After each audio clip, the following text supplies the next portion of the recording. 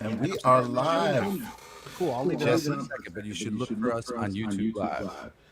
Hey, What's happening? hello, Michael Zinn. How you doing? I'm doing good. We are live. We are back. Let me put our background back to the. Let me make this big. So you can see your cute face. How's it going? It's going great. It is going really, really well. I am back from Lake Tahoe and feeling pretty good.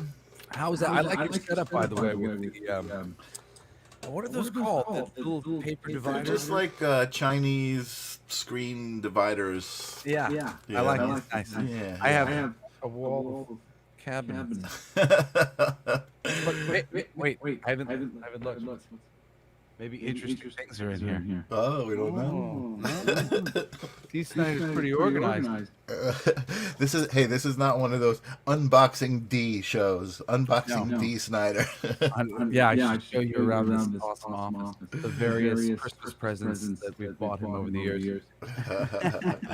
So I just want to say hello. Oh, we got a comment from Angela. We've got echoing. So let's see.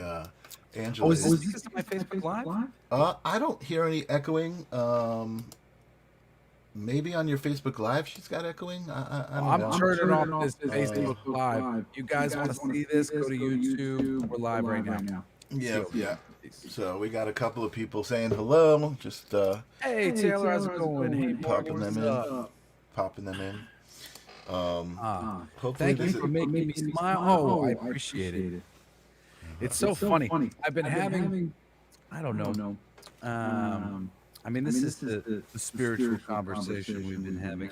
But, I was using these dating websites just to meet people, especially because I swore I was never using them again. But then I was in Lake Tahoe. I have an echo in my headphones. What is the echo? Let me see if that works. I just tried something there. Oh, wait. Yeah, I don't hear it anymore. Yay! It's better. Anyway, I fixed it. when I was using the sites, I sort of immediately, I guess, happened to meet or talk to a fair amount of people who were just sort of very guarded and were like, I don't know, trying to see if I was a rapist or something. It was weird. I'm very sensitive to energy. So when people are like, who are you? And why did your wife break up with you? And like all the questions were very sort of directed in that direction. And then when I went back and I was in Lake Tahoe doing the same thing, I was feeling the exact same situation. But I realized finally that because of the first situation, I manifested the second. And it's a really good reminder for me and for everybody else. Don't solidify your parameters based on the bad experiences you have. If you learn from the bad experiences, they won't repeat. When you're not learning from a thing, you'll keep unconsciously doing the same thing, trying to wake you up. But when you see and make a change and whatever else, you don't have to project your future as being the same situation. And I said it to a friend of mine and they were like, well, maybe isn't that possibly in your mind? And I was like, that's exactly how I would think of it. That's what I would tell someone else. I'm like, so that might be true. Yeah, maybe it is in my mind. And then as I thought about it, I was like, oh yeah, I set up this parameter and then I was like, oh, it's going to be like that again. And it was, but I realize now that if I didn't have that attitude, I don't think it would have been like that again. So, but immediately it made me run away from the dating website again. I was like, I don't like this. Don't like this energy. The power of thought, man. That's what we're kind of talking about all the time. Yeah. How it manifests. It totally does. So we have a guest today. Do you want to give a proper introduction? Yes, absolutely. Today, I'm bringing on a friend of mine. His name is Paul Mahas. He is a singer, songwriter, performer, entertainer extraordinaire. He's now actually mentoring some up and coming singer songwriters, and just he's an all around loving guy, cool and talented guy. Very much like you and I always kind of try to hang around, and I'm going to add him to the stream right now. And there he is. How's it Welcome. going, Mr. What's Welcome. up, fellas? How How you doing, my buddy? friend? I'm doing good. well. Yeah, good. It's good to see you, man. Nice Both to of you. see you too. So I know Michael has told you, what we've been talking about on here. We're the conversation, has become so polarized that there doesn't Mm, really seem to be room for conversation, and trying to help everybody to better themselves in these interactions, as a musician yourself and interacting with so many people. It's funny, my right now my Instagram is private because right. my Wow. management and my agents are just like, we just got to play this modernism really close to the vest. and, and I keep just kind of thinking, like, when did modernism become something that was like everybody was worrying about? Yeah. It's a It's crazy so uncool. time. It's Yeah, such an uncool thing to say, too. yeah. You don't want to be a moderate. You don't want to. You don't want to think that people are people, and we don't want to kill them all or any of them. Yeah. I've been It's keeping my mouth shut, too. It's been, you're just better off keeping your views to yourself. If something, I posted, I'm not an anti-vax or anything, but I have questions. yeah, So I posted that thing early on with Judy Mikovich. Um, and I guess it was called Plandemic. And I said, this is compelling. Just, yeah. and I got, people were just berating me left and right. And I was like, you know what? It's not even worth a conversation. I'll have personal Well, conversations. when you talk about that thing so often, that's a good example of a conversation where people are having two different conversations. Yeah. You're saying, this is very interesting, the way this system has been set up and what has trickled down here, and there's reasonable evidence to suggest that whatever this is, it was kind of planned out to be like this, and that is one conversation. But the majority of the time I've seen anybody try to have that conversation, it's immediately railroaded by, you try to say this is fake, you try, like, I No. haven't heard anybody say, like, flat out, this thing is just fake, like, people are getting sick, and people are Yeah. dying and whatnot. And I think that concern for the situation and wanting to understand it is then being misconstrued as heartlessness, when Right. it's certainly not. Any exploration of the idea from me has not been because I don't care, it's because I care. So when you go attack Absolutely. somebody for their care, it's just not a good way to have a conversation, because you're demonizing a person who's like, oh well, I care and I've come across some information, I'd love to talk about it, can we talk about it politely? you know Right. Not to mention, I think early on, there's so many questions, and the important questions still haven't even been answered. Where did it come from? Was it man-made? Was it purposely unleashed? Was it accidental? All those questions, because each one of those questions then have implications that follow that are very profound. If it was man-made, synthetic, and was it released purposefully, or was it accidental? Both things are terrible, but they follow a line then of other consequences that are profound. Because if it was, let's say, not accidental, man-made and not accidental, then you're actually in biological war. That's big. oh Don't you want to know that? yeah, and these convenient no answers, like, for things. Right. I wrote a song a while ago called The Conspiracy Theorist, and the words were, here is a conspiracy theorist, I look around and I can't understand, here is something perfectly clear that is an answer you cannot defend. and Right. and when we talk about conspiracy theories, so often, I mean, not so often, I mean, pretty much every time, people get lost in the theory. To come to a conclusion about missing information is complete folly, but it makes it very easy to dismiss the whole thing when you're like, oh, look at their silly nonsense that they've come to, this idea is nonsense. But the information that does not add up is what I'd like to talk about. Hey, this doesn't make any Exactly. sense. Right.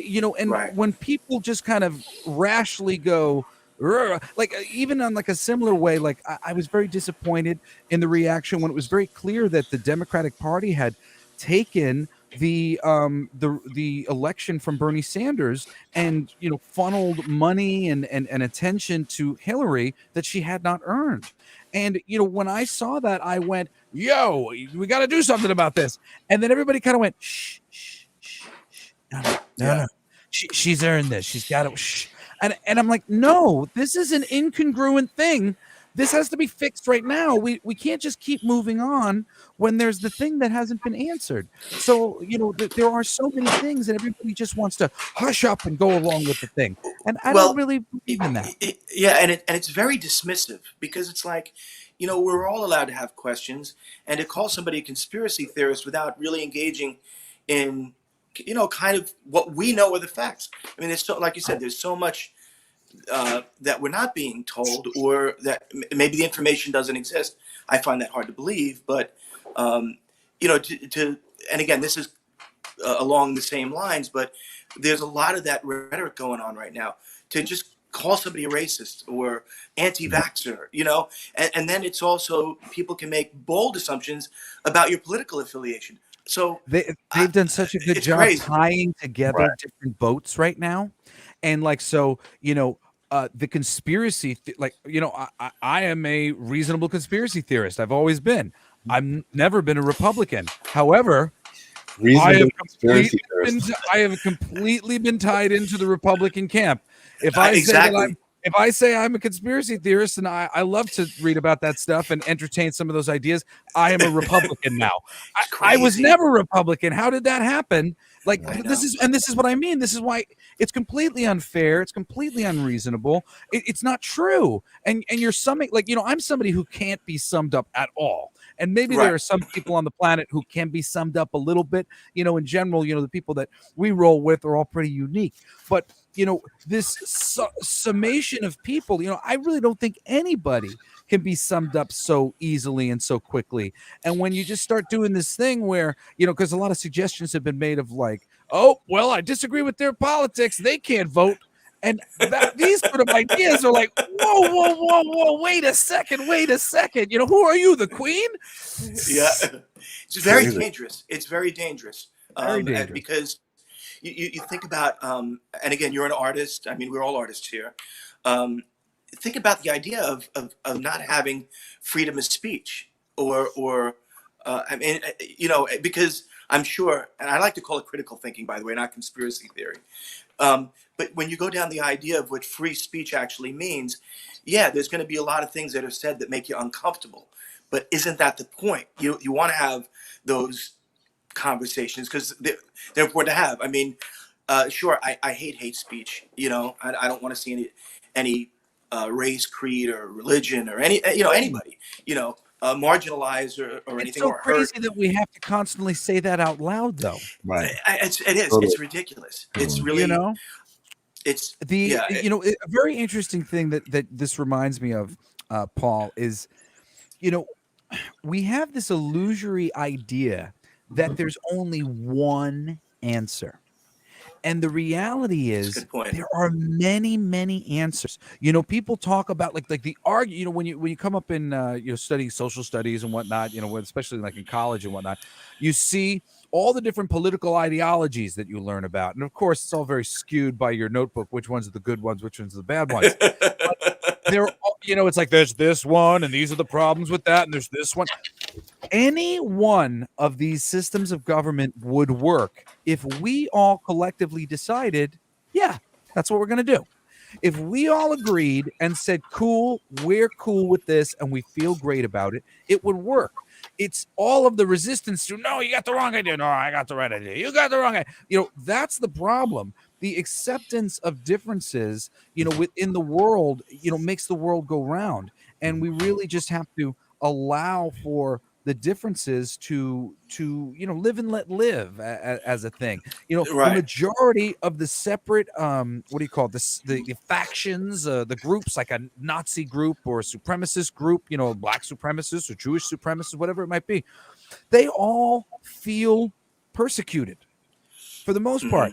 if you go and watch, like, and I've spent a lot of time, like, I always like to just go straight to the horse's mouth. Like, well, what are these people saying? What do they feel? That's a And, good, yeah. and it always comes down to like their fathers and their family and feeling like somehow or another history had screwed them. And, and they were holding this torch for this thing. So, it's not like we have a lot of people who are angry and trying to take over the world. We have a lot of people who feel crushed by the system. And so much of the people, on the left side of things, which would tend to be demonizing so many of these other, that's exactly what they feel. Right. They Yeah. feel attacked by the world, and they feel like it's been out of their control and all these things. And these are fair ways to feel. But the moment you take that power to start taking away power from the other people, we've gone a step too far. We want to end the hazing of the juniors, by the seniors. That sucks. We don't want the seniors hazing the juniors anymore. Let's just all be friends and keep it clean, Yeah. Well, let me actually pull back a little bit because we really, I mean, we're here to talk about certain things, and we really got very, very heavy very quickly. It's not that I see. You No, think no, it's no, no, heavy? it's- I don't think no, it was heavy. These are the It's types awesome.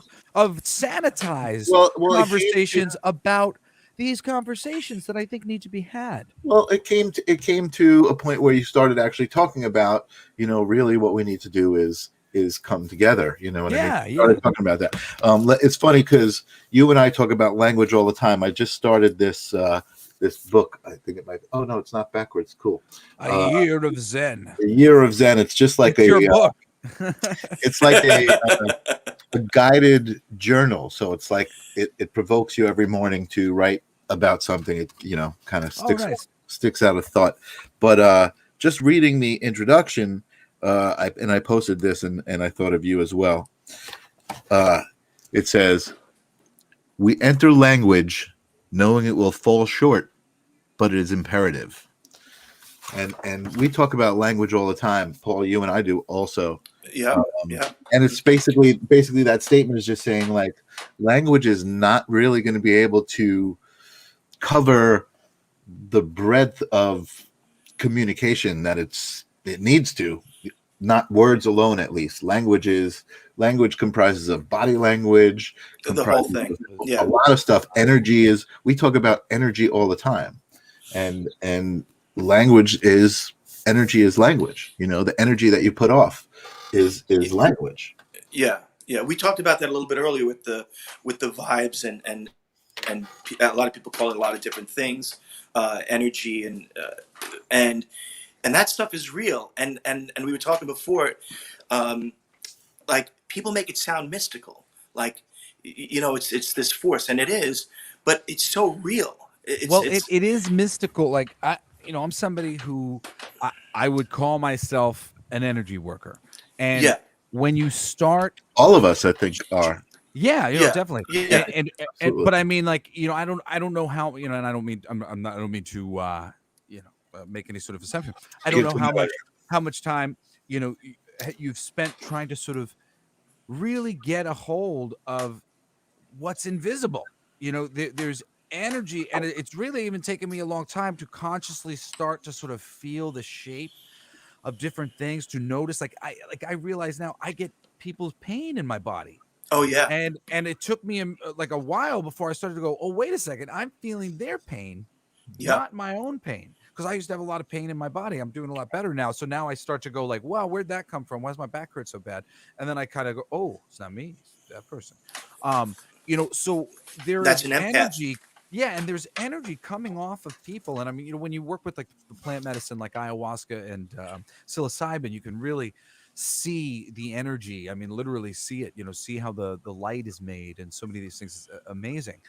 And what starts out as a completely feeling around in the dark, because you just have no basis for what it is you're doing, and I haven't read any books that really help you figure out how to feel the invisible. I mean, it's really a personal experience sensing these things, but you have to open yourself up to the possibility. and then that's it.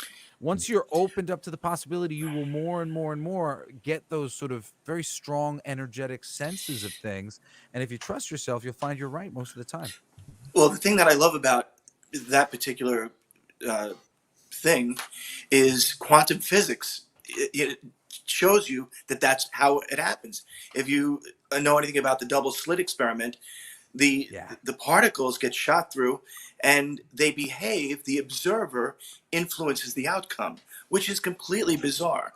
So and then again, it helps you then understand how energy works and the part. I mean, it's so This is anybody that this is doesn't a know that experiment. no, you have to look it up. And I mean, this is a very controversial thing to say. I'm going to say I didn't say it. Mother Ayahuasca said this many, many, many, many times to my friend Christian, who was doing ayahuasca in Peru with me.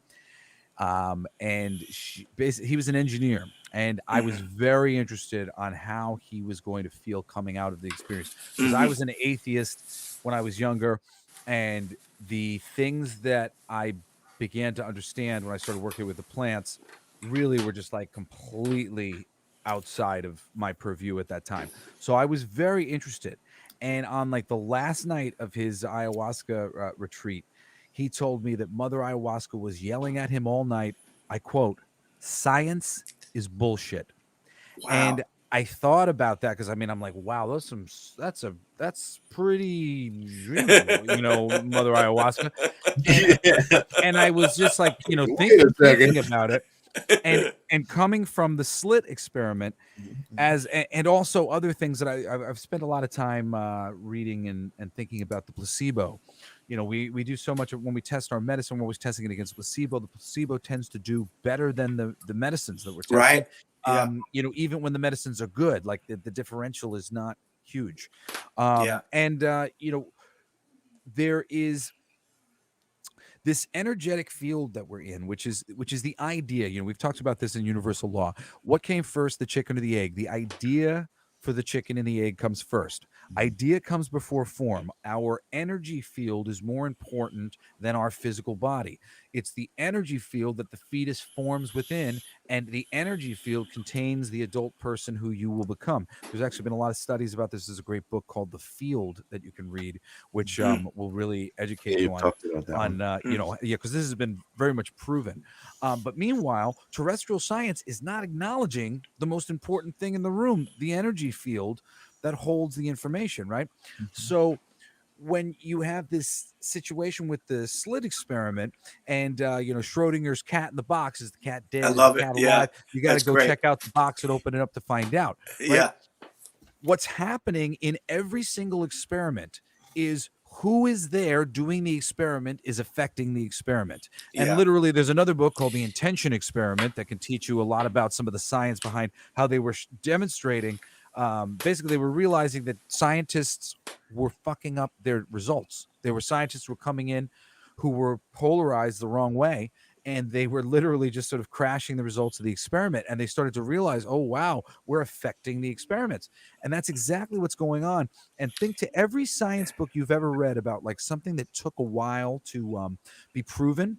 I Yeah. remember the story always went like this: I believe that such and such, but I met a lot of resistance from ba ba ba. But then one day I eventually hooked up with so and he also believed that there was a possibility that such a and then we got together, and wouldn't you know it, the two people who believed that the thing was possible proved the thing was possible. Right. Right. So Right. science is bullshit because it is based on Some on a scientists. bunch of us. It's based on the scientists coming together and agreeing on things Right. unconsciously and And coming to terms. If we started again with that and that's understanding, biblical, by the way. Yeah, yeah, that's if biblical. If two yeah, or it more really is. pray or two or more agree, it's so it shall be. Right? So that's Exactly. If it's two or more agree, so shall be. It is. It's totally biblical. yeah, And yeah. we need to understand what we've actually done. This world we've built, it can be built other ways. We discovered these things with the support of our friends going, oh, that makes sense to me. When we thought we were assholes trying to figure out facts and truths, the facts and the truths come from us. We're dictating Right, them. right, right. Well, It's so crazy. Yeah, I always thought too, perhaps if you said you were once an atheist, because I'm a very firm believer in spirituality and Jesus, and I pray. I don't believe in religion. I don't like what religion does, but I absolutely believe in the spirituality and the energy and stuff. Um, but I lost my point there. Uh, so You'll get it back. We do yeah, I'll that get it all the time. Jesus. We all love Jesus. It's so I'm a funny. big I used Jesus to freak. when I was younger, I used to like sort of scold the Jehovah's Witnesses about how I was not going to do what they were asking just to prove to them it wasn't true. And then somewhere along the way, I shifted my gears and I would invite them in and I would go, yes, I have totally lowered Christ is the best. Have you lowered yourself to the trees and the stones and Buddha and all of the other religions on the planet? I think we need to lower ourselves to everything. Yeah. Well, so I remember the point that I was going to make. If you believe that there's nothing, when you die, that's what it's probably going to be for you. If you think there's something else after, that's probably what it's going to be for you. So Yeah, well, and they say that ghost energies and energies that are left behind, that tends to be the case. They yeah, believe that hell, of some kind was going to be there. They believe that there was going to be nothing, and so their soul is just sort of like sitting there because it's yeah, confused. It was lost in confusion when it died, yeah, and it never connected to it's the true reality of this infinite thing. And really, when you start to understand, like, really, everybody at home, like think about this, okay? Idea comes before form. Solidity and liquidity, they're ideas, right? What is solidity? It's how close all of the things are together, right? Yeah. Versus how far they are apart. These are just concepts of distance, right? Hot and cold, these are concepts. Oh, it's hot, it's cold. Everything is just an idea. We live in a land of ideas. It's magic.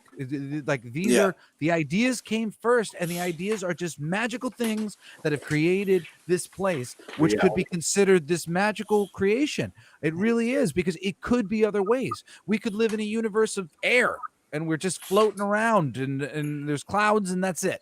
Or something. We right. could live in a fireball, and everything's just fire, and we're just, like, there are other ways to do reality. This flat ground and walking around and like up and down, like, this is specific. This is a specific thing. You could come up with some abstract ways to create reality, but No we're doubt. not. We've got No doubt. this.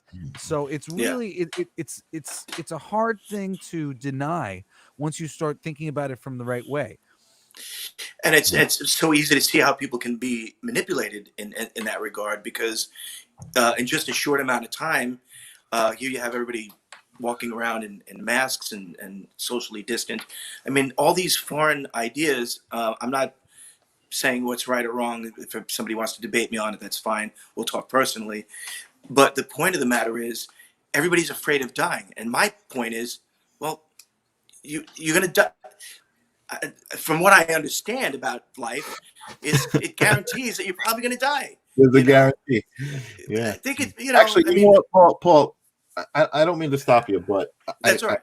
I really want to kind of bring this back around to what we're supposed to be talking about. And it actually ties into this, and it ties into some of the stuff that you and I have been What am I supposed to be talking about? Man, you're like, hey man, this is my show. But listen, I want to talk about, we were supposed to be talking about love and how we can be positive and bring love and be accountable. This is what I'm talking about. So being accountable for what you are bringing to the world, for the energy that you're bringing into the world, into the conversation, to other people, all of that stuff. That's what we were talking about. So go ahead. So we can't. I came up with this concept that I invited Michael to help me, and because he's always the first guy I think of in those terms.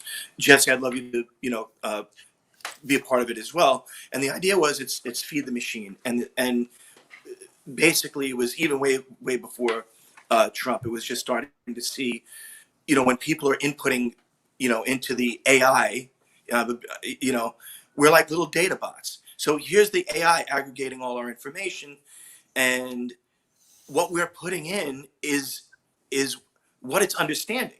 So if we're inputting all this negative stuff, if we're feeding negative things into the machine at the point of self-awareness, consciousness, may say we're the enemy, or we're not good, we're not worthy, we're not.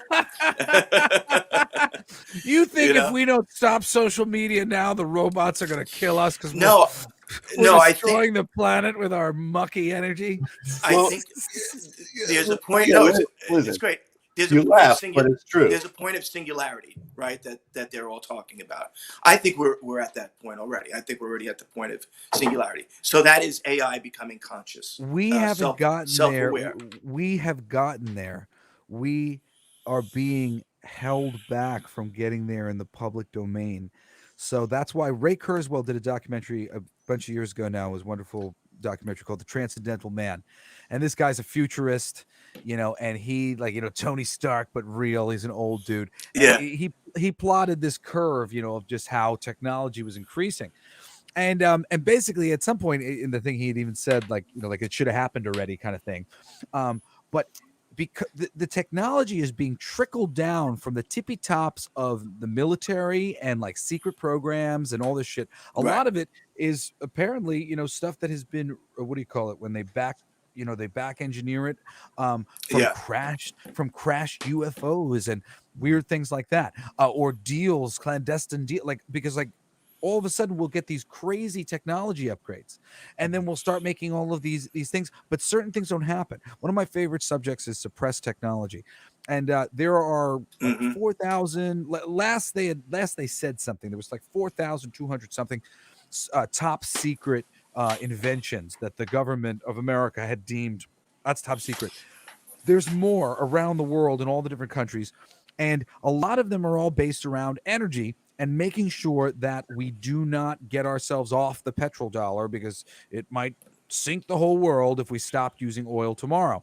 But there has been, as most people know, because of Tesla is one of the poster children for suppressed yes, for technology. sure, no doubt. And there's a lot more than that. And then even there's mid-level suppressed technology that's being suppressed by the oil companies themselves. There's this great story about this guy, Albert Mahida or something like that, who invented a fuel vaporization system. Of course we can do that. Burn your fuel more efficiently, get more miles per the gallon. And basically Yeah. the oil industry was put him in jail. And I don't know, he disappeared at this point. I was trying to get a hold of him to write a movie about his life at some point because his story was insane. And the invention was just so obvious. I was like, a fuel vaporization system, I do that with weed.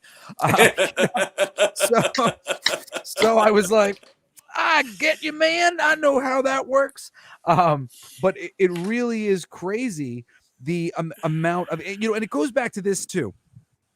What I was saying before about there being so many paths, like a system of government, there's not just one that could work. It's really about us and our cooperation.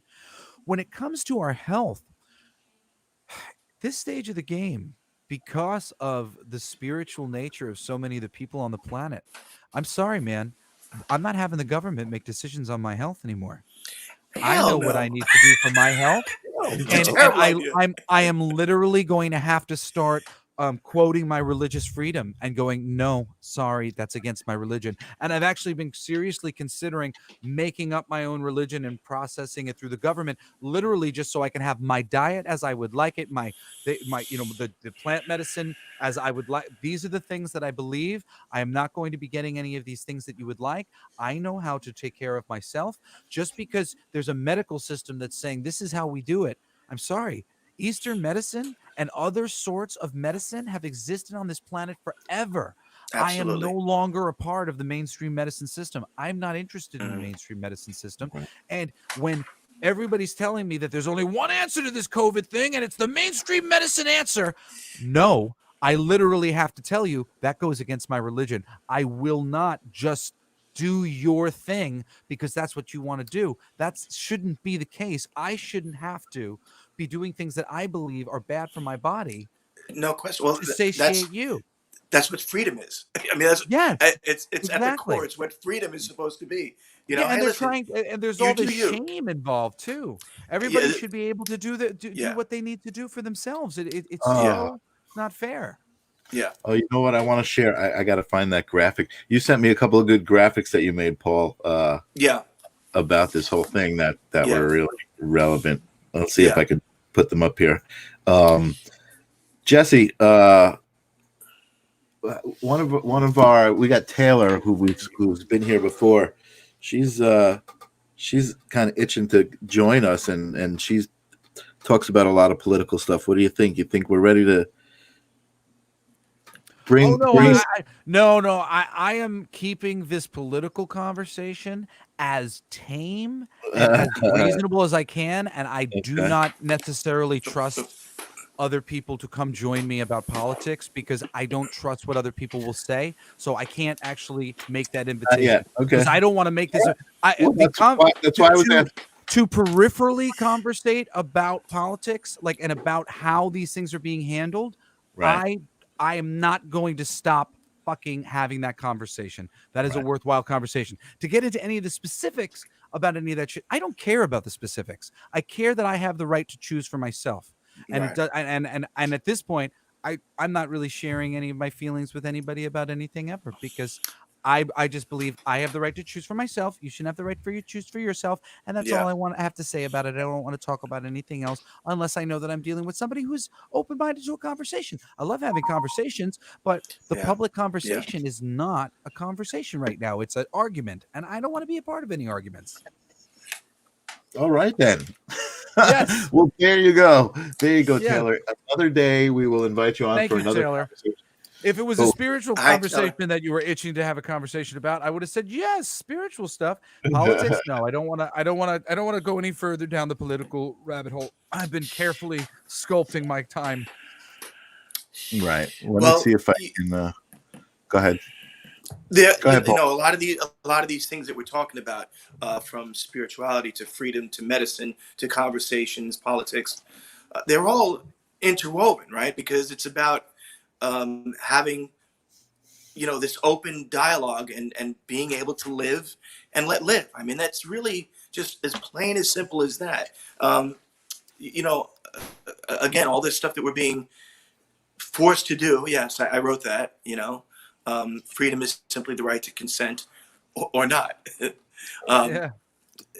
you know, early on when they started this thing, you know, I'm not, no one, and I could say this as a fact, um, there really hasn't been anybody to give us a direct answer about the efficacy of the masks. Fauci was yes, it's no, now it's 2 masks, it's 3. Oh, That's I have viewed that as the climbing underneath the table, you know, when the A bomb drops since the very yeah, beginning. But I've been polite. You know, if it makes you feel better that the mask is cool, then that's cool. right. Like I don't care about the really like I don't care about the efficacy if it does make people feel better. But honestly, from my perspective, I'm crawling under a desk, you know, and pretending Right. that I'm going to survive the A bomb. I don't really Yeah, think yeah, the yeah. mask is going to stop it. You That's know, a if I'm great going to get analogy, sick, I'm by the going to way. get sick. Yeah. Yeah, yeah. And so early on when this thing happened, and everyone was like, because there was a lot of shaming going on, and everyone's very divided. And there was a meme that went out. Some people want to wear masks, and that's okay. Some don't, and that's okay. Some people want to open their business. That's okay. Some people don't, and that's okay. Like, whatever happened to that? And now it's like that conversation is completely gone, and it's not okay. And I think the shaming is just getting worse and worse. And that goes, you know, to even what the government is doing on the local level. The SLA. I have friends of mine that are getting tickets. I mean, exorbitant tickets, $35,000 to buy their liquor license back for what I say is, you know, again, I don't care if it's controversial. There's unconstitutional things about what's going on. It is a direct violation of Oh, people's rights absolutely. to live. It's affecting the small businesses the most.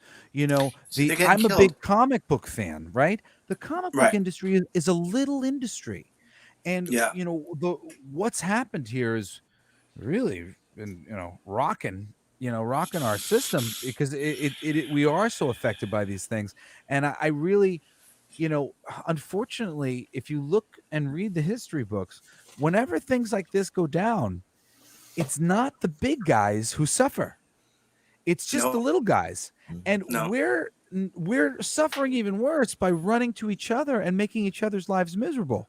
Yeah, yeah, It's just like I just want the meek among us to have the tools that they need to have a better conversation, and and to be able to use their free will the right way, and and lessen some of the tensions instead of getting snagged and snared by all the traps that are being set, all these memes that are baiting us, and it's just, yeah. there's so many ways to just get embroiled in stupidity.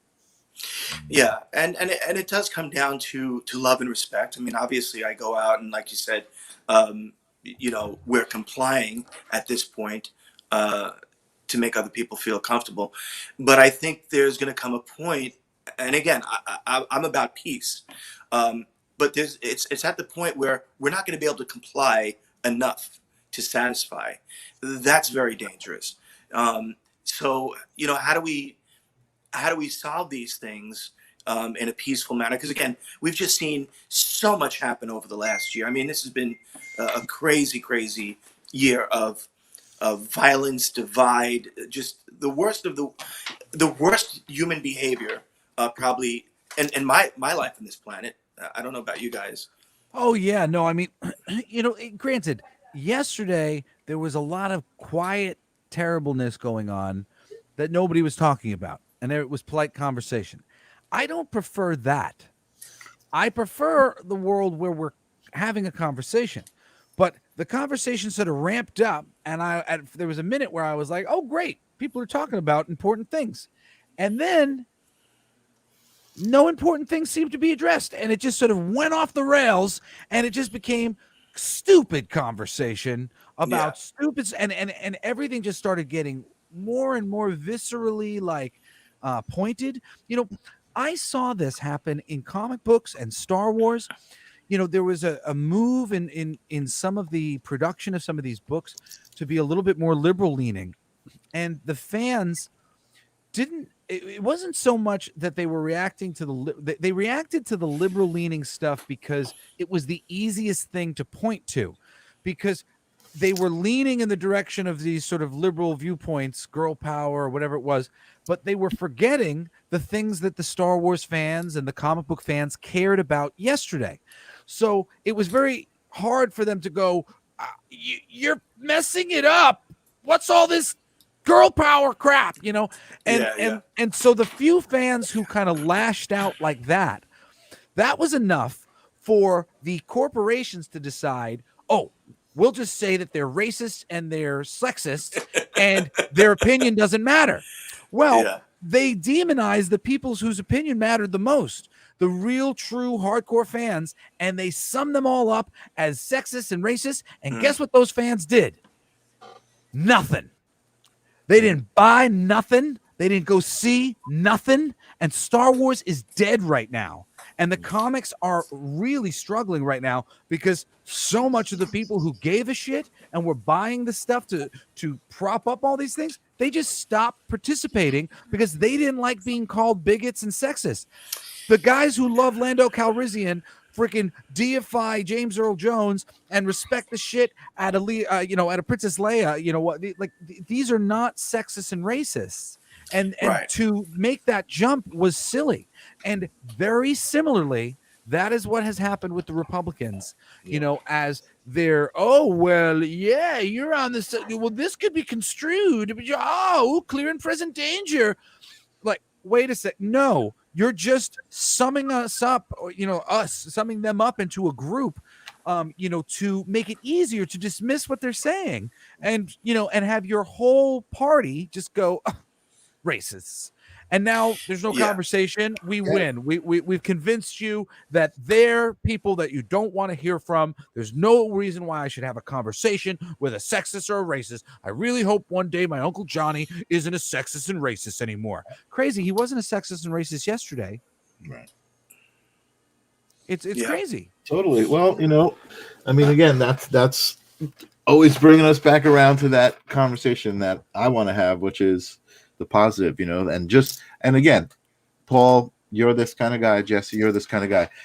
People who hang around the energies that we give off, feel that. They don't feel all of this stuff that we're talking about and feel passionately about. I mean, we certainly feel passionately about these things, but I think we've moved beyond them. We're able to say, okay, all of these things exist, but look at what else. Look Right. at Well, what listen, people we're might having this say. conversation, I think, for that reason, because we all are trying to figure it out, and you guys are, putting this. I love is law, and the whole concept, and we're talking, even though the again some of the stuff might be a little uncomfortable. Right. At the end of the day, we're trying to figure it out. How do we all get along and love one another, and not demonize one another, virtue signaling and all that nonsense. Yeah, it is uncomfortable though. That's the thing. Yeah. It's hard to go, I want to have a better relationship with my mom. How do I do this? How do I not get triggered when she says something that for me seems like it's her correcting me or something? How am I Well, not be insecure about that because I feel like a child again? All these things. How do we do that? your best friends are the ones that don't always tell you what you want to hear. Your best friends are the ones that challenge the way you think and tell you things that you don't want to hear. Those are your best friends. So I think that's kind of what we're dealing with a little bit. It's like, listen, this is the way I feel. You don't have to like it, but I'm going to respect the way you feel, and that's Hey, that. Yeah. So yeah. I've been really trying to hit the ball down the center of the field, and and keep the language and the things I think everybody can understand. But it was funny, last week I was talking about how I posted something about peace, and I got like this dude posting about peace isn't possible and all that, and he just got me at a moment when I didn't want to have that conversation. Exactly, I didn't want to have that conversation. I was like, really, man? Like, fuck you, peace is possible, you motherfucker. So I wrote this pretty dismissive like text to him, which is basically me going like, I think this is silly and I'm not going to talk about this. And then I ended up like getting a reaction from one of my followers that was like disappointed in me and all this stuff. And I was thinking about that a lot. And I had apologized to her and whatever. And then I come to find out the dude who has been posting occasionally sort of detracting-ish things on my things that are meant to not have detraction. Yeah. It's her husband or boyfriend. And I'm like, oh, I see what's going on here. I'm like, so I'm the cute spiritual guy that you follow, and your dicky husband's like, yeah, this guy's so great, so nice. So every time I post something nice, he's like, yeah, I don't know about that. I don't know about that. What about that? And he keeps, and like it explained every comment this dude had ever made on my page. I was like, I'm like, it's not me, it's me. Yeah. But I mean, this is how you get sucked in to these silly things. I'm like, I got a freaking lover spat that I'm in the middle of now. Yeah, and I'm worried about it. I'm like, oh no, am I being not a nice guy? Like, no, I'm getting messed around with by couples. I'm so disappointed in you, Jesse, because I was mean to your husband. Now you can kiss my butt. With love and respect. With love and respect. Well, it's funny. I like to live in a world where, when reasonably uncool things happen, you can be like, oh, fuck you, man. That's not cool. You know I what? forgive you and I love you, but yeah. Absolutely. Absolutely. Something I posted the other day, and it was basically like, not every person or not every situation deserves my energy. Just because I don't argue with me doesn't mean I agree with you. So there are a lot of times where I'm keeping my mouth shut because I want to tell somebody, and I see a lot of those posts. I'm like, motherfucker, you dumb motherfucker. But there you go. There you go. That's exactly what we're talking about. You're saying, okay, I can put this energy back out there, this negative energy back out there and respond to it, or I could just be like, I decided I make the conscious effort not to and not to engage in it because it's hurtful. It's not going to do me any good. Yeah, and it's funny when you say, "Oh, that dumb motherfucker." It has the energy of it's something that I see like sometimes people are like magnets to your post and like in the way that they comment, and you're just like, what? Like it really is just like I need to get, you know what? I need a soundboard. I need like what a yeah, press button and be like, yeah. Oh, that's And good. occasionally it's just so it seems so out of left field and so like and I think those are the times when you get that much more like out of whack because you're just like, oh, the people are just trying to start shit with me. I know. You're Yeah, like, yeah, yeah, they're going out of their way to do this. yeah. totally, Yeah, man. no doubt.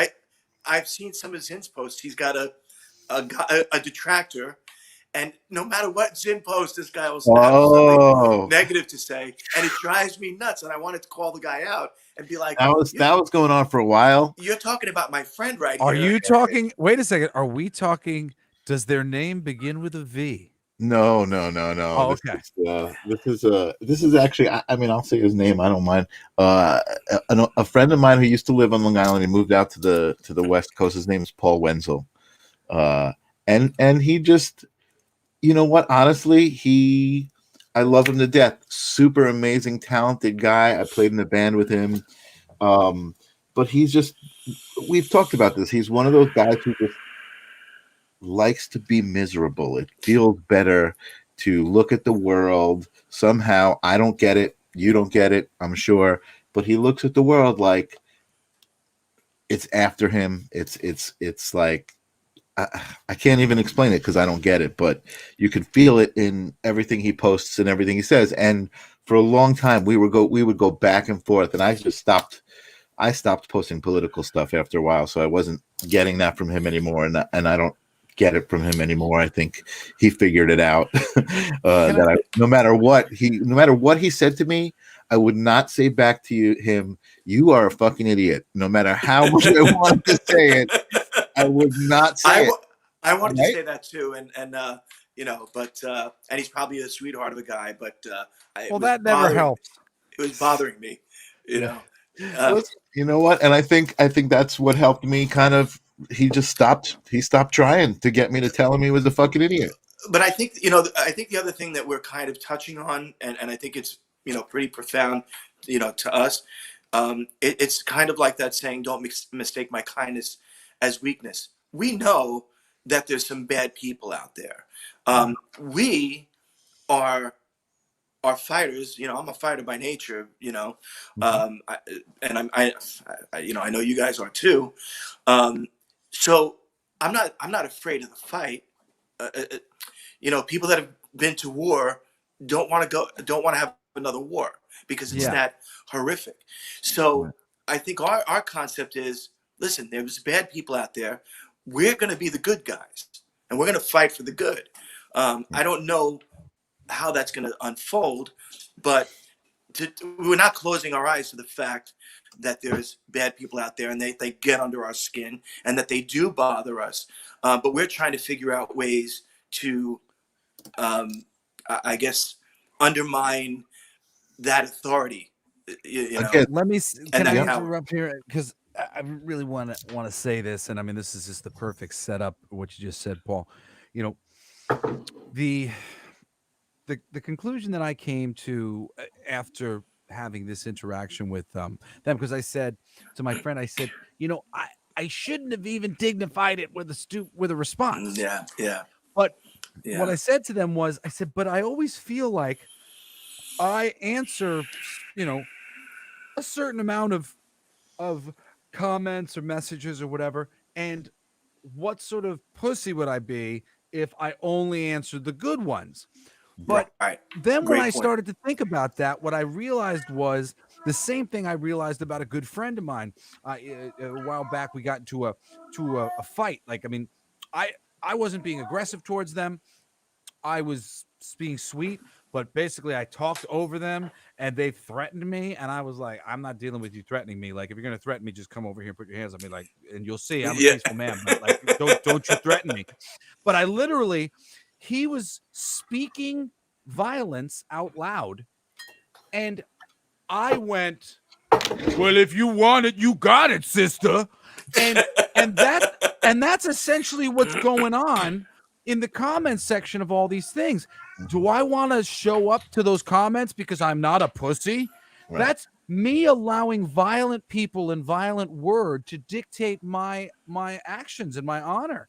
So Right. no, I'm not going to respond to negatively polarized energy anymore. If somebody responds positively, and is wants to have a conversation, and I'm up for that, I will. But if somebody's going to come at me with something that I feel like is like you're really trying to kind of piss me off here, I'm not going to engage, because I think that's stupid for me to keep answering the call to arms that all of these violent, languaged people It's are hard making. sometimes. It's hard sometimes. You're like, you want to get in there and be like, no, I'm not a pussy. I will fight you. I will fight you. But that's Yeah. but again, that's why we're here. That's what this gathering is about, like being able to be stronger than that, Join a fight club and become spiritual. That's all we need to do. Fight club plus spiritual. I'm a big believer in intentions, right? So if somebody's intentionally trying to hurt you or upset you, there's an energy there. It's an intention. If somebody does it accidentally, in a different story. So I believe that the intentions behind those actions are very, very important and very profound. Just getting back to what we said earlier, the intentions behind what's going on with this. This is what the profound ongoing conversation. This is it. It's like every conversation we have leads back to these same concepts about it would be so easy if we all just understood this.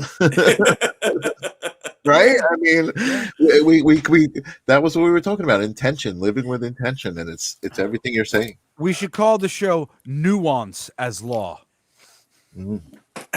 There you go. I mean, it's like if the show is malleable, it really is everything. It's whatever you want it to be at any given moment. So, well, at the end of the day, we're coming from a place of love, and we're trying to figure out how to better guard our inner lives so that we can function in this world the way it is right now. And the way it is right now is a bubbling cauldron of, festering anger and ideology and bubbling cauldron.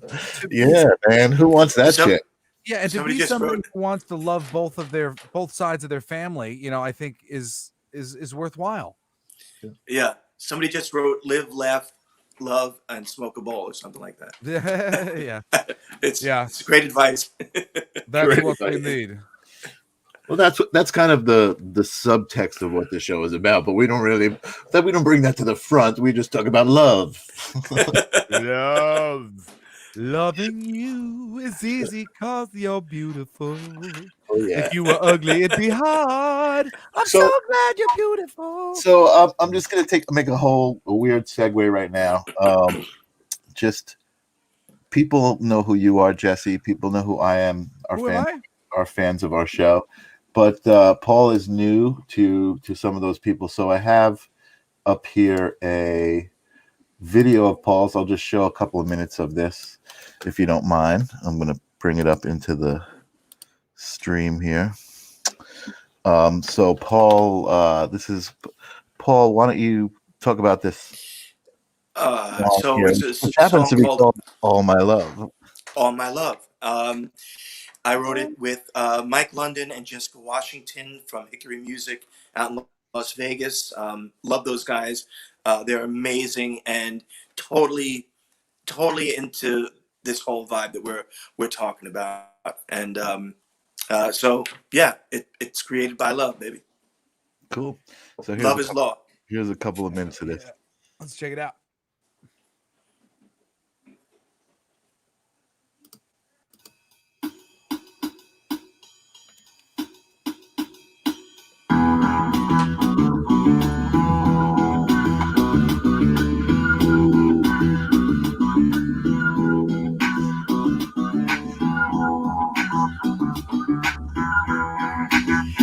You got a baby, feeling mad about you, feeling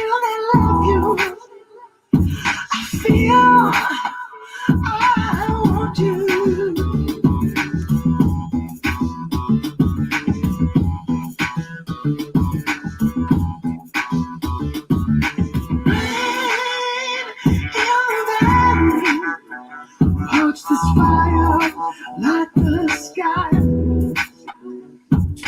One desire takes me higher. Love is the reason why.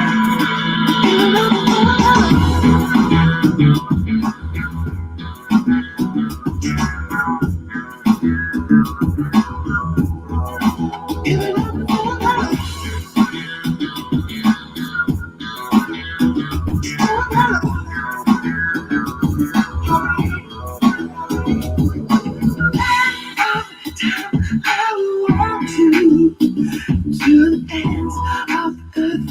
I will go. When I gaze upon your face, let all my feelings go. Rain in the valley, watch this fire light the sky. One desire takes me higher. You are the reason why. Giving up on my love. You are the reason why. Giving up on my love. Are the reason why.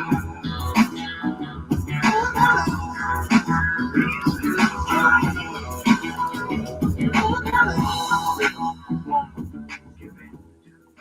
All right. Yeah. Awesome. Woo! Yeah, man. I like the song a lot. Yeah. thank you, bro. So He's yeah, singing high.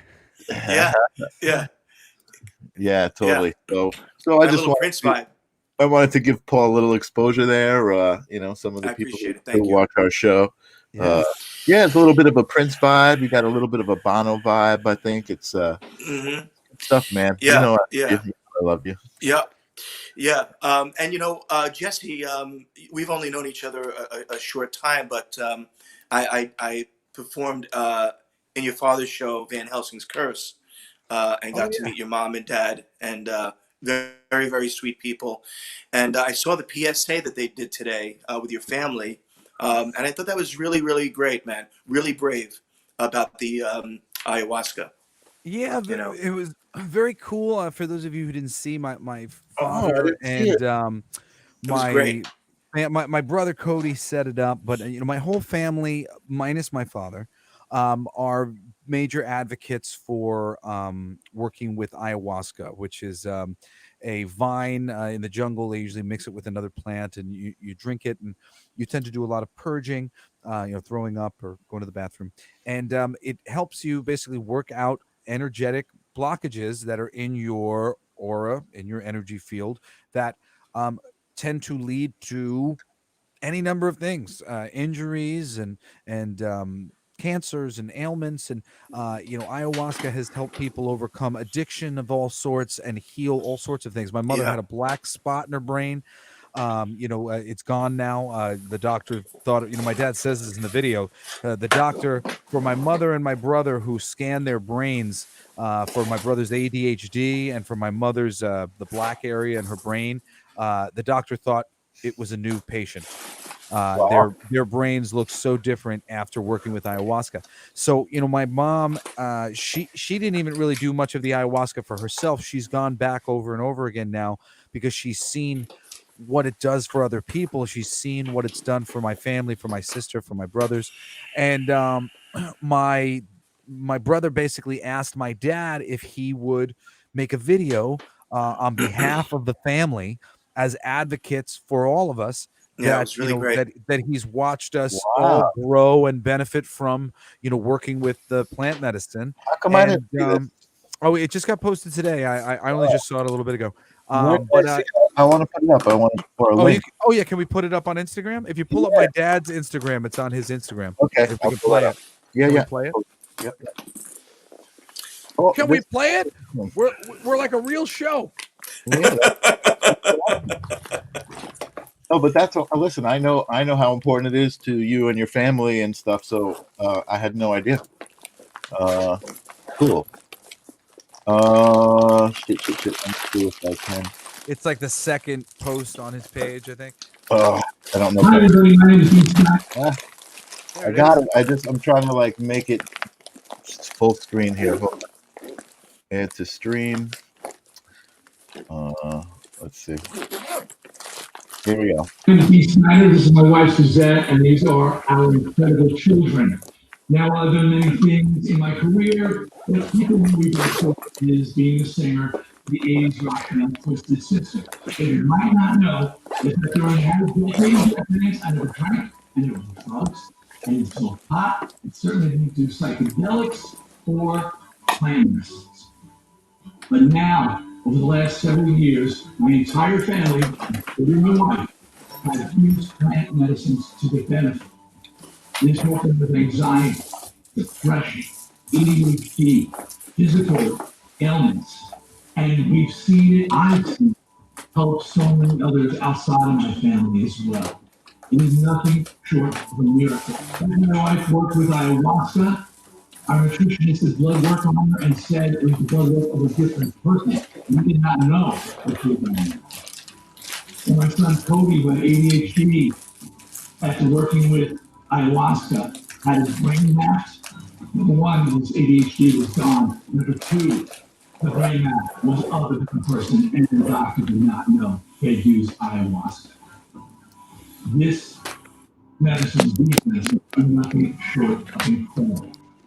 While I myself have not worked with them, I totally support not only my family using them, but encourage other people to as well. It can help so many people and has helped so many people. So maybe while ayahuasca, like myself, is not for you, we all need to support it, champion it, encourage its use, and recognize its important value in the world today. Thanks for listening. The last thing you want to say is, you gotta keep plant medicine. Thank you guys. Thanks, guys. Wow, dude, I can't even tell you. Like, I didn't know this, but we've been close over the last year and a half, right? And I know what you've been going through, and I was so happy when you went out there and were with your family. But this right here, wow, dude, wow, That was I, brave. I want to cry, man, because I know how much that must mean to you, Jesse. It's very nice. I mean, I was having a hard night that night when we did the video because I couldn't get Nintendo to work and get the Fortnite going with my kids. I've been trying to play games with them. I'm finally playing with them now, but I was Oh, trying to nice. play games with them for weeks, and I finally had like everything I needed to get it done. And by the time I got the games done, my son had fallen asleep, and I was like really devastated. And then you know, I've been away from my family for a little bit, so like I'm just like not exactly in like rhythm with them, and I was already like a little like depressed. So it didn't it didn't hit me at the time.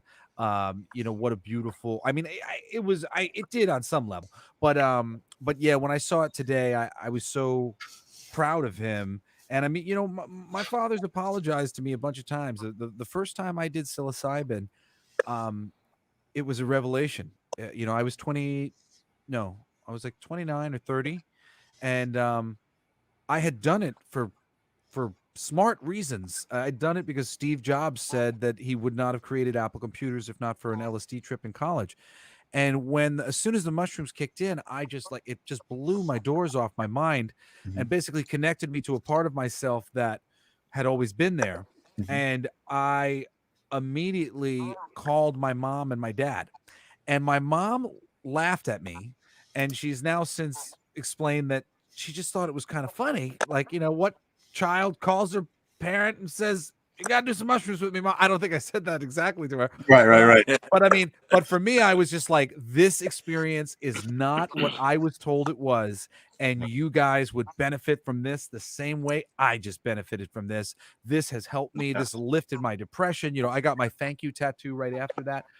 I felt comfortable enough to start getting my tattoos after that. I always wanted tattoos, and I was hesitant to get it. It really, like, it transformed me Yeah. into this experience. And when I talked to my dad, he yelled at me. Like, he yelled at me, not like a dad. He yelled at me more like a kid.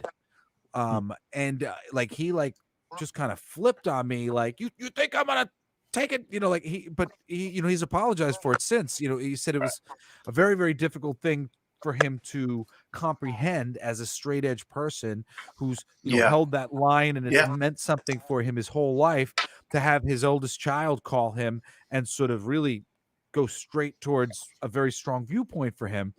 And since then he's really, his perspective, as you can see, is open. He recognizes the great value. But it was a difficult thing for me, really, to lose the stigma for myself of like smoking weed.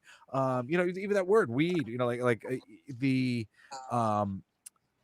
there was so much stigma for me. Like my dad said to me recently, he said, "Hey, look, Jess, there was a short period of time where I tried a little bit of weed, for a little while, and it made me stupid. It made me dopey. It did not do anything for me. But Right. I see that it does not do that to you. It doesn't, it does something else for you, and that's great. I accept that, Right. and that's cool. But getting to that point, and it is amazing for the whole family to be able to be going through these experiences, because for so many people it's very taboo. You're not telling Yeah. your mom you went to Peru and you did ayahuasca. You're Right. not telling them about these weird experiences you had with aliens or whatever.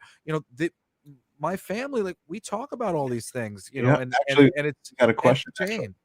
We stay away from politics though, which is funny. Right. So this But the might be a good spiritual forum. conversations are on the table.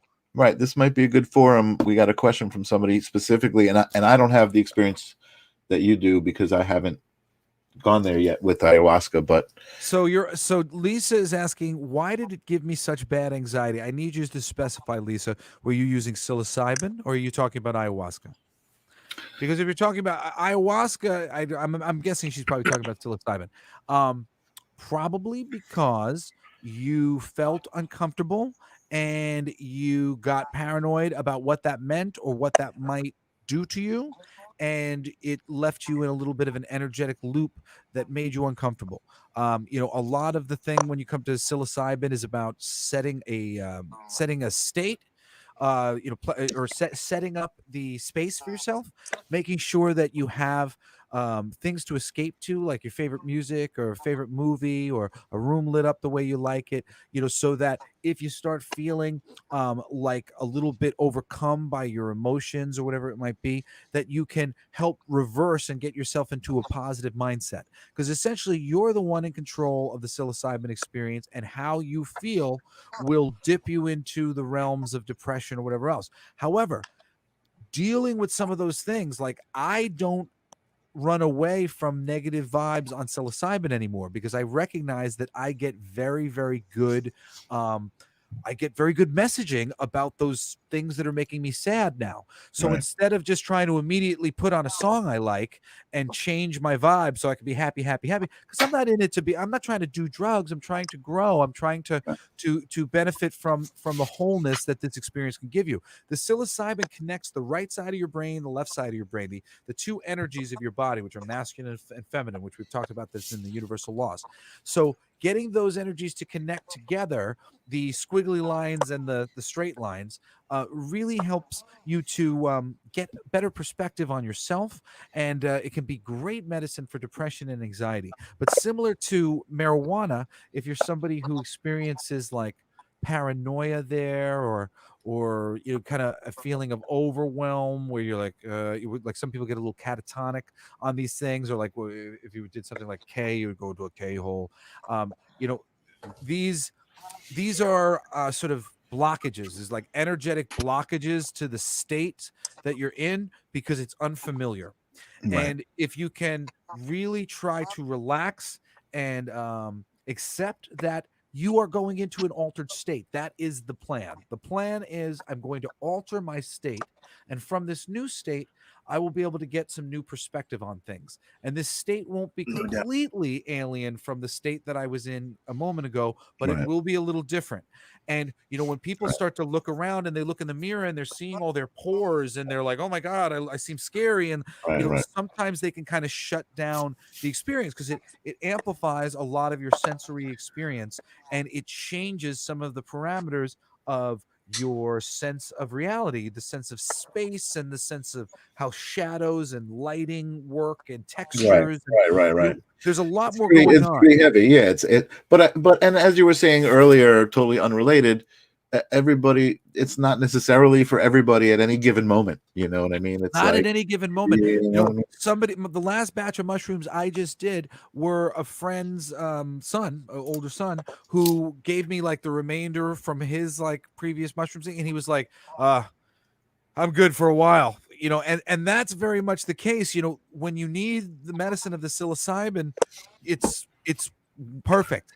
Right. But in actuality, when you take the medicine of psilocybin in particular, and you don't need it, it's really generally never a very super awesome experience, and you're Right. kind of like, oh, I don't know why I did this. I'm gonna go grab some water, but there's a question. Angela has a question. Angela, being a spiritual medium who has seen ghosts, Wendigo, and other things, I worry how I would react to either. Has it affected your third eye? Yes, of course it does. And if you're a spiritual medium, that just means that you've probably worked with the plant before, and that you'll do very well with it. And look, at the end of the day, the worst thing that's going to happen is you might remember or come to understand some things about yourself that might be scary or might be heavy, but it's all in the name of getting over it, getting past it. Because right now, these things are just lurking in your subconscious, lurking in your Akashic record in your past lives, to haunt you one day, to slowly give you cancer, to slowly give you an ulcer, to affect your energy and bring you down. And you're going to 3D be going, oh, well, I'm getting old. No, you're not getting old.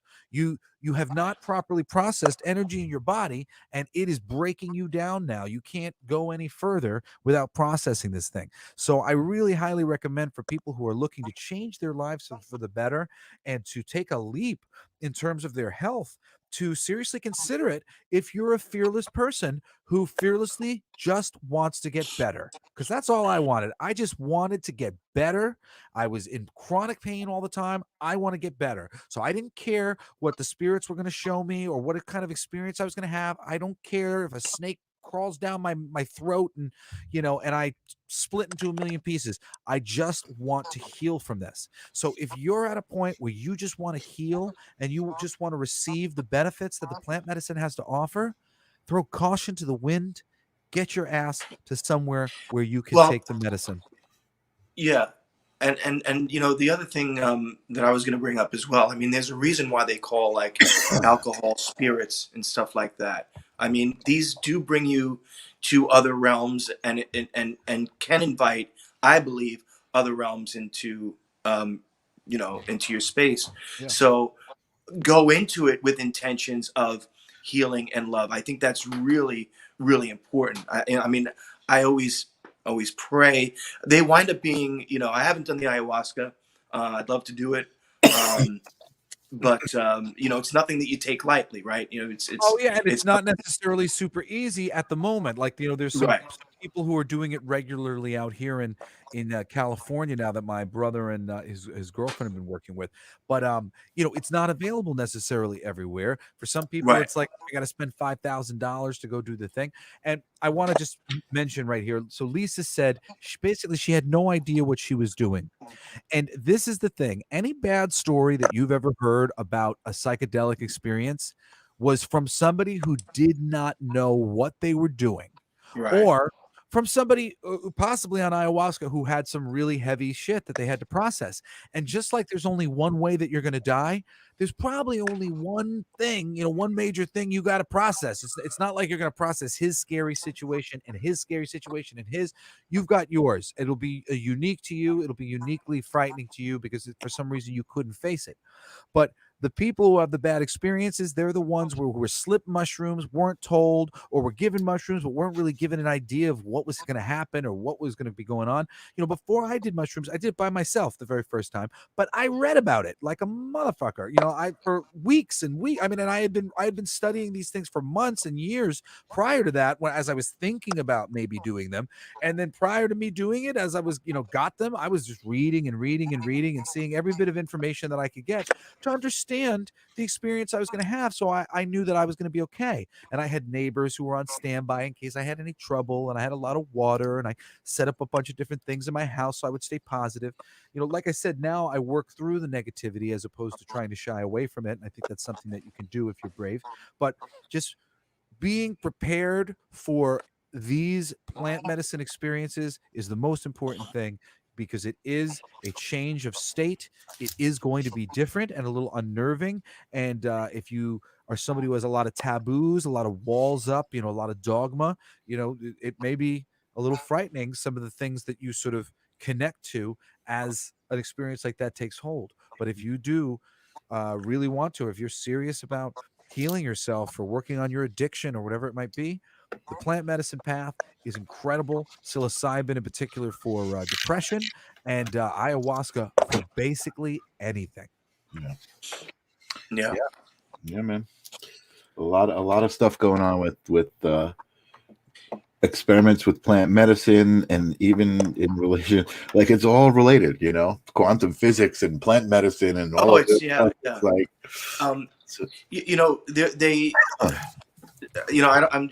sure you guys have heard of this, but supposedly, like, there's stuff like the aluminum, like fluoride, that calcify your third eye, pineal gland, and those things have been done intentionally to keep us spiritually asleep, and even when I was an atheist, I saw signs in our society that intelligent moves had been made to keep us stupid from a very long time ago. And it comes from the language. I'm an English major. This is what I've studied my whole life. And I'm here to tell you, we have a peculiar language based on spiritual. Yeah. Based on spiritual law, our language is designed to keep us in the past and the future. Keeping us in the future gives us anxiety. Keeping us in the past gives us depression. Our language is also designed to modularize everybody, separate everybody down to an individual with individual ownership, individual rights, mine, yours. These are things that don't exist in all the languages.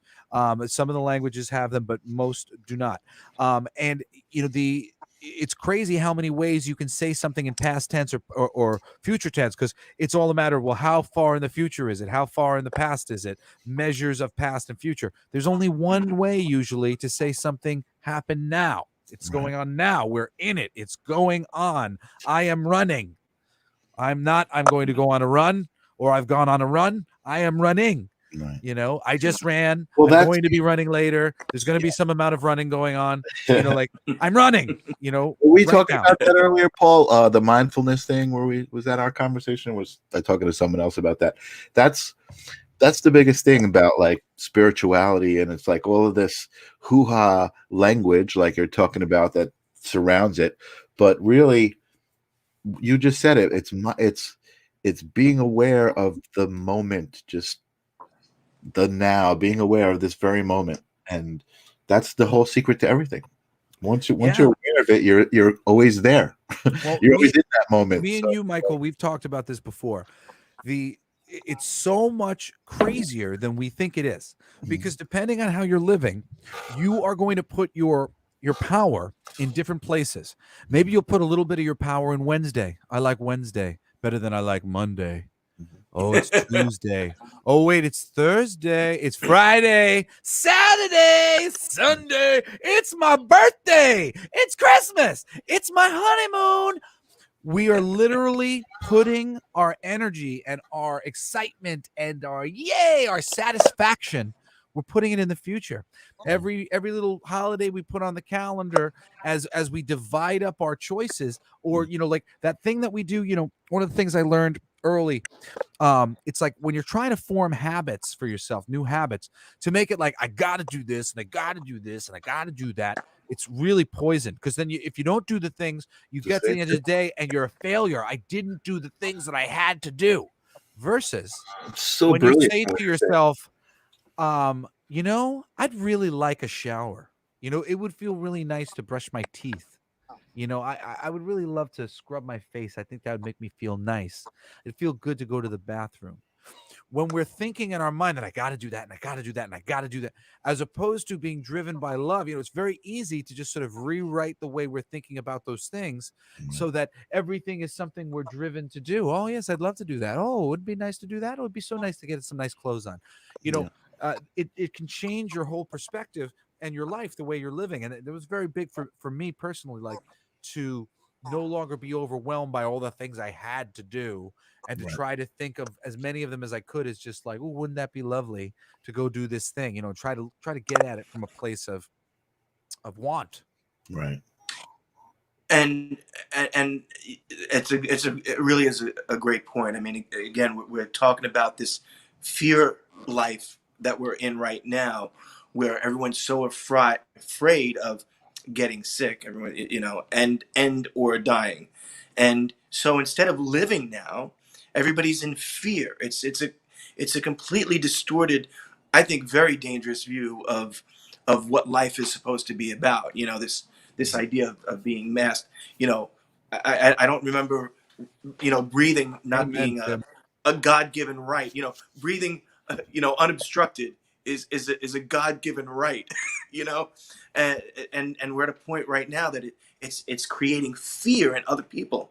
So I think that's a very distorted view of something that's happening right now, Jesse. And to that point, people out there are so afraid to die that they're not living. They're not living in a moment right now. It's a perpetual state of fear, and dare I say, I think the news media has become such a dangerous platform. I think they've been exposed. It's exactly what you're talking about, that transcendental thing. The news media has done that transcendental thing where, wow, it's hit the polarity. Yep. I'm not the polarity. It's hit the synchronicity or whatever. What's the word that we're Singularity. Singularity. It's hit the news media. If it bleeds, it leads. If it bleeds, it leads. If it anger, hostility, bleeding. Like it has just gone off the deep end on that level. So there's really something cool that cool. It's tragic for me, but I'm putting this thing away for like all time right now. And it has to do with the spiritual journey and my I guess the final nail in my coffin of believing in synchronicity, which is when things are lining up in timing. I've had a lot of synchronicity, my whole spiritual awakening. And 16, the number 16 was a number that meant a lot to me. My whole, it was my football number. Pretty much it's a number that's been around the entire time I was in my relationship with Patty. And as I was breaking up with her, this number kind of like it was a synchronicity number, but all of a sudden it started shifting to 17, where I swear to you, time and time again, I would look at my phone and it was 16 and I would look away just because I wouldn't notice. I would just be looking for the time and I would look away. And then when I went to go look back, it was 17. It had just changed. And I kept getting this intuition that it was like this change is coming. I'm moving from 16 into 17. Well, I just, I'm doing angel card readings, but I also got a tarot deck. My mom bought me a tarot deck, an Akashic Record tarot deck that I really liked from the shop that I was at a while ago. And I started working with it. And the other day I was working with some mushrooms, and I did a reading for myself. And the book accidentally turned to page 16 of the tarot deck. And what I read in that number 16 has shaken me to my core. And I'm going to go get the book and I'm going to read it and share with you why I have been living in the number 16 and how 16 is no longer my favorite number. And I'm done with 16. And you will soon see why. And if I wasn't an idiot atheist my entire life, I could have maybe found out about the meaning of 16 in the tarot deck. And if you would have read this fucking card to me 10 years ago, I would have just started crying. So let me go get my book so I could show you. That's too funny. So yeah, the whole time I was in Lake Tahoe last weekend with my family, my mom, she's not really like a numerologist hardcore, but she definitely is one of those people who like sees the number 3 and the number 9 and everything, or 3, 6, and 9 are the numbers. Those are the Tesla numbers. Nikola Tesla, yeah. Yeah, we talk about that stuff all the time. But she's like, even though I believe in it and I know the significance of it myself, I kind of make fun of her. You know what I mean? Yeah. And it's like, so we were like, people's names, we were like coming up with anything to be like, oh, that's 4 + 5, that equals 9. Like everything was 9, and it was just it was so much fun to kind of like make fun of her for that. But well, many yeah.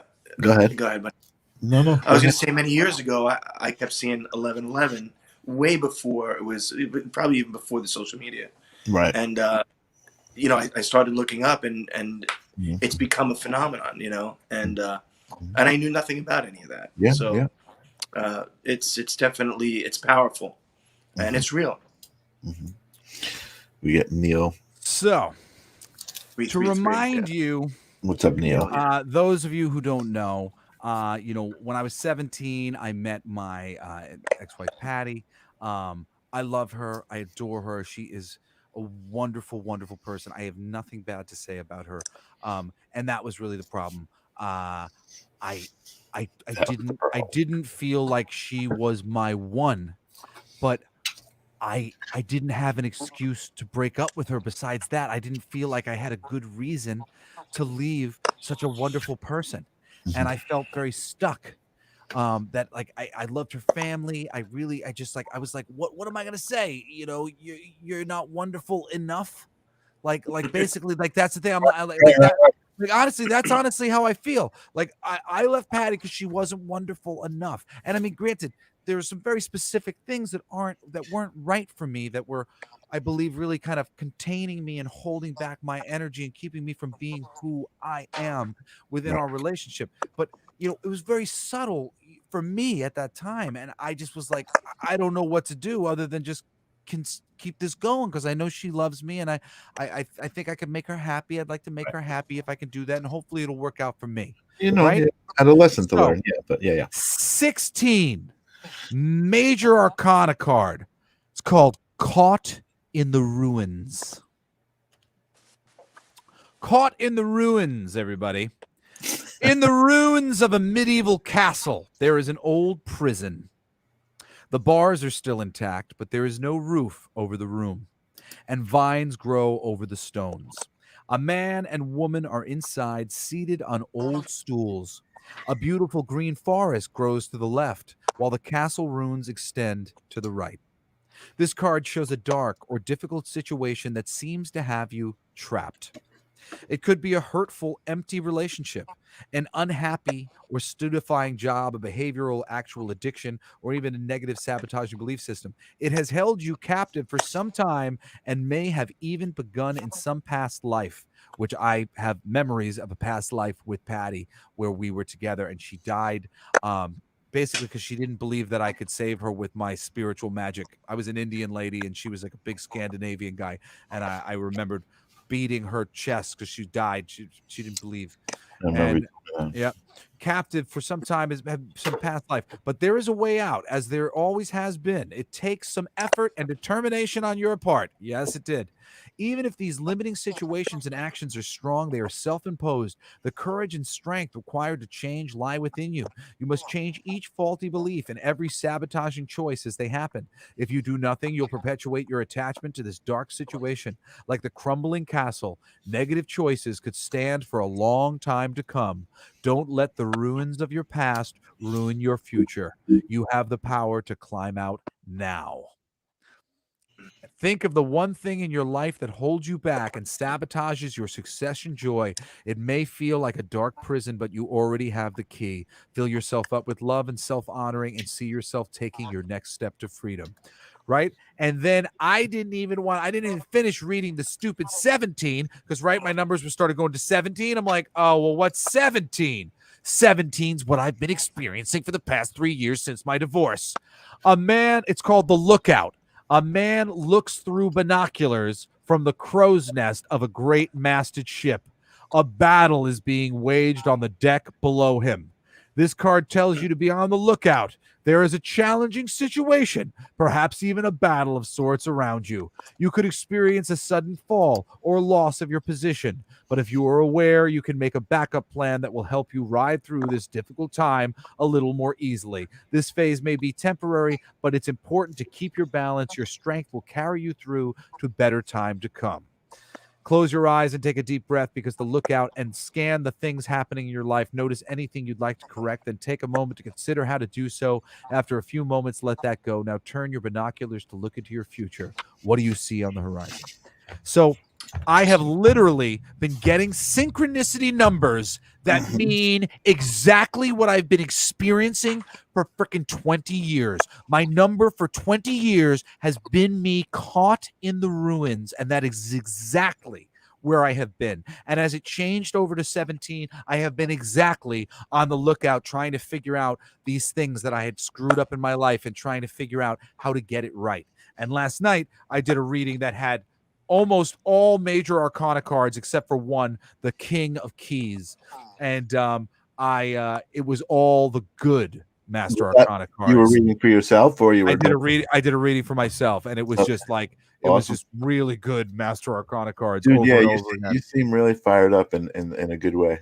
Yeah, this was funny. I was on my knees reading this card, laughing, going, "Are you fucking my favorite number? You traitor! You traitor! Son of a bitch! 16. I don't want to ruin my deck." Well, listen. I think we got to start wrapping up. I have something I would like to wrap up with. I'll let you wrap up first, but there's an I'm artist. good. That was for my wrap up. So you're on the page now. You're wrapping it up, Mr. Zinn. All right. So Angela wants to see the front of that card. Can we see that card up to the screen? Oh, this guy? Yeah. There you go. Caught in the ruins. Nice. See the couple inside, trapped in their relationship.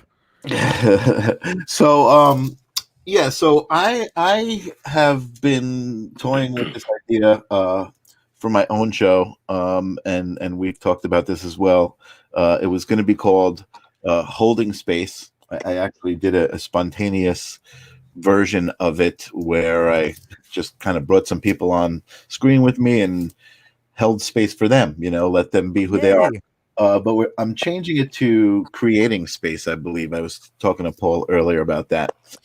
Because then what we're going to do is the same kind of idea, bring someone on, talk about who they are, and then bring up a specific question like living with intent or a specific topic and say, how do you view this? So that would be like a week's worth of people talking about the same topic. Anyway, cool. Are you going to do it live? What's the deal? It's going to be kind of this format. I think it's going to be this format, and I'm going to, gather some content and show some content. Of course, I'll share the links as they come in. Yeah, absolutely. No, I'll talk more about it with us as we develop. But anyway, Paul and I work together a lot, and he, as I said earlier, he has been mentoring some young artists. In particular, there's this one young girl, Cyrena, who he works with, who is super talented. She wrote this song when she was 15, I believe. And then I did a music video for her. So again, I feel like this is a good platform to promote all of the stuff that we do, you and Paul and myself and whoever we have on the show. That's very cool. That's what I wanted to close with. I was just going to kind of share that video, but I would love to let Paul give what his closing thoughts might be. What do you got for us, Paul? Well, thank you guys, number one, for inviting me. Thanks for coming. Always great to hang with you guys, and I love the thoughts. I love the thinking. It's really great, and I think it's powerful, and I think it's meaningful. I wrote something the other day, and I shared it with you today, Mike, and I was excited that I was going to speak to Jesse. So this kind of ties in a little bit of what we were talking about. And again, I'm still formulating the idea, so you guys are free to kind of go with me at this. But there is no life without an observer and the observed. We are participants in awareness, as awareness needs awareness. For consciousness is self-awareness, the awareness that you exist. And that existence is proof of existence itself. Can you actually exist without others aware of your existence or potential existence? So, it's just kind of going down that idea of what is awareness. Even self-awareness requires awareness, and it was kind of almost like that quantum thing that we were talking before, Jesse, and all those things. Well, Totally. there's two Yeah. things I'd love to say about that. I mean, awareness is everything. Right. What you're dealing with in your life when you're having troubles is unconsciousness. People Right. behaving unconsciously on whatever level, not having an idea about what they're saying, or that what they're saying might be construed, or might be inappropriate. Most people are very ignorant to their missteps. Right. And I mean, that's why it doesn't really pay to get angry with people, because then it's like, oh, I didn't mean to, jerk. You're like, you get sort of like startled by this information, and then you don't react well. But when you're approached better, the conversation continues. What was it that you said right at the beginning of the thing about consciousness? Can you say it again? Because I wanted to remind There you. is no life without the observer and the observed. Yes. I mean, So- I'm not making a bold statement like that's what it is or it isn't. No. I don't want to forget. So the observer, there's the thought and the observer. In universal law, when we're talking about the law of one and the law of the mind, the first two laws. Law of one is the observer. Law of two is the thinker, right? And we want to be more like God, not being controlled by the thinker. The thoughts are going on. There's infinite possible thoughts. But the observer waits and picks and chooses the right thoughts to bring into manifestation. Right. But who's our buddy that put this really well? Eckhart Tolle, right? Mm-hmm. So he said for him it was the moment he was like, well, who am I exactly? He was trying to think of who he was, and then he's like, well, wait a second, who's talking? Like, you know what I mean? So it's the Yeah. I and the I. Who is the I and the I? But that's the thing. I think we have to realize the who am I is the observer. That's the active observer. When the observer goes into participation mode, when he goes, who am I? That's the observer going, I've been observing all these things. Right. What exactly am I? Wait, yeah. I'm observation. I'm perspective. I am observation. Right. That is what I am, really. I like that. I am observation. Yeah. Exactly. And really to be observation more and be action less, is really the key. When you can be observing and consciously becoming aware of the situations, you'll interact in the situation better. You'll go into the conversation from a better place because So good. I love this conversation. Hold on, let me find. So we're gonna again, listen to a song on the way out. Yeah, I'm gonna play this song. Hang on one second. Let me find this. Thanks for coming, Paul. We love you, man. Oh, thank you, man. I really appreciate it. We appreciate it too. All right, so here we go. Oh, directed by Michael Zinn.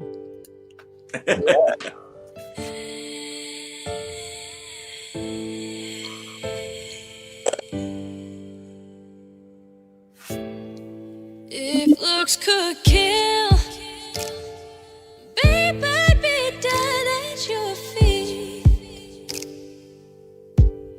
You're already killing me. I'm dead at your feet. Can't stop staring at you, baby. You make it so easy. Oh, baby, baby. I know you're bad news, but I can't get it through my head. If looks could kill, baby, I'd be dead at your feet. You're already killing me. I'm dead at your feet. Feels like I'm falling too deep into those eyes, those beautiful green. And I should give up, but I just can't stop loving you. 'Cause look at you, if looks could kill, then maybe I'd be dead at your feet. You're already killing me. I'm dead at your feet.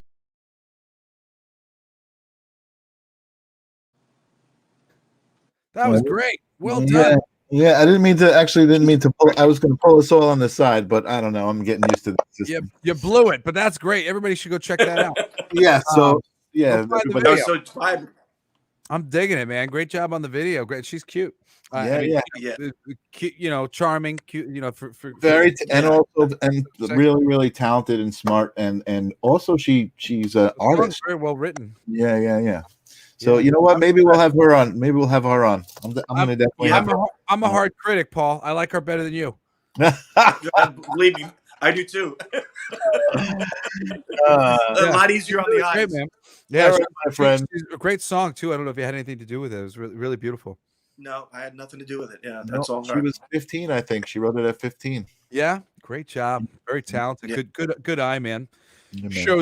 Shows your own talent by recognizing her greatness. She's really great. I appreciate it. Yeah. Well, this was wonderful. Thank you all for joining us this week. This was the first week that I didn't waste a lot of time promoting the show. I just posted a link, and that's what I'm going to be doing from now on. So if you missed the show because I didn't directly send any links out, I'm done with that. So I'll be posting this on Facebook and my Instagram, and that's going to be it. We're going to try to keep it consistent to possibly Thursday or Friday. He just came back from vacation. Thursday just didn't work out for us this week, but I think Thursday might end up being our consistent day starting next week. Anyway, love you guys. Thank you so much, Paul, for coming on. We so appreciate it, man. And check out Paul's music. Paul's a great guy. He's a talented guy. And check out the people that what's her name again? Serena. Check out Serena. Yeah. Anyway, SIRENA, like siren.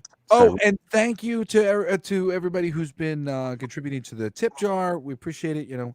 All contributions are going towards us being able to produce little things, bigger, yeah. More stuff going. All right. Thanks so much, guys. See you later. Peace. God bless.